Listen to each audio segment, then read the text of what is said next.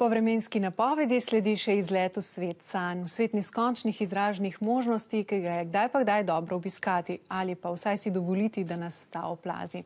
V koprskem gledališču so tik pred novo premiero letošnje sezone, kot pred vsako je tudi tokrat v zraku čutiti tisto posebno naelektrenost, pozitivno igranost in predanost zasedbe.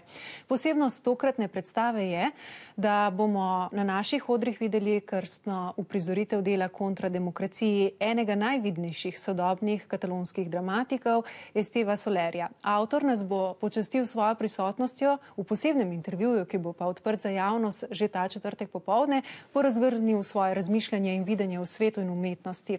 Včasih je ta svet nadvse neizprosen, z nami pa sta to jutro člana gledališča Koper, igralca Tjaša Hrovat in Rok Matek. Najprej dobro jutro in dobrodošla. Jutro. Veselimo se klepeta z vami, verjamemo, da ste z mislimi povsem vpeti v delovno vnemo. Režiserka Neni Del Mestre se predstavlja z novim delom. Najprej morda beseda ali dve o tem posebnem tekstu, ki ga bomo prvič videli pri nas. Kdo bo zagrabil, Tjaša? Ja, tekst je poseben. Vrtimo se okrog hororja, humorja, absurda.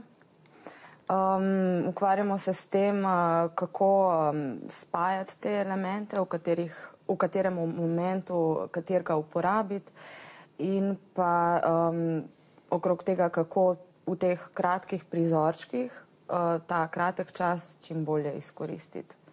Rok, tekst je nadvse, smo rekli, aktualen, sodoben. Kako kontra demokracijo torej spraviti na oder, na odrske deske?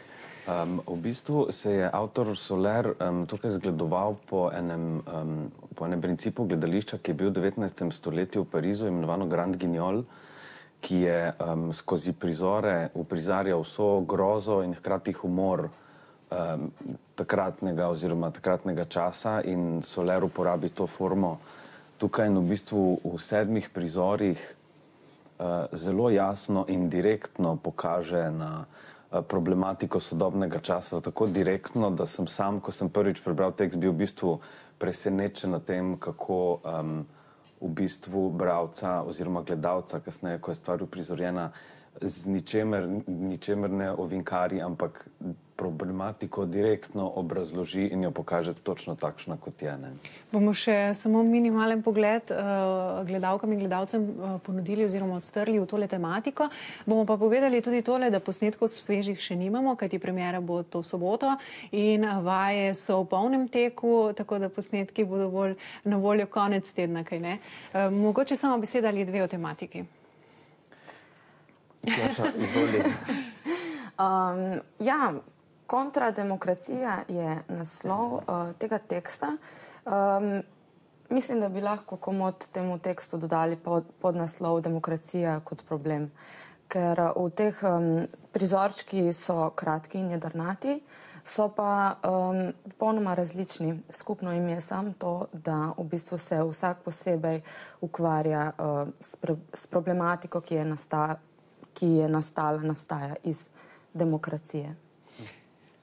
Kako in koliko drugače bo za vas, za celotno zasedbo in za vas igralce, ki boste stali v teh živečih vlogah, medtem ko bo avtor besedila sedel v prvi vrsti?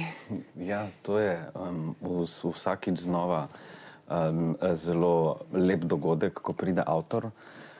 Jaz seveda čutiš zaradi tega neko malo mogoče večjo odgovornost, ampak hkrati je pa me vedno tudi zanimivo, ker se po predstavi lahko takoj z njim direktno pogovorimo o tem, kako smo interpretirali zadevo, in je vedno to zanimivo.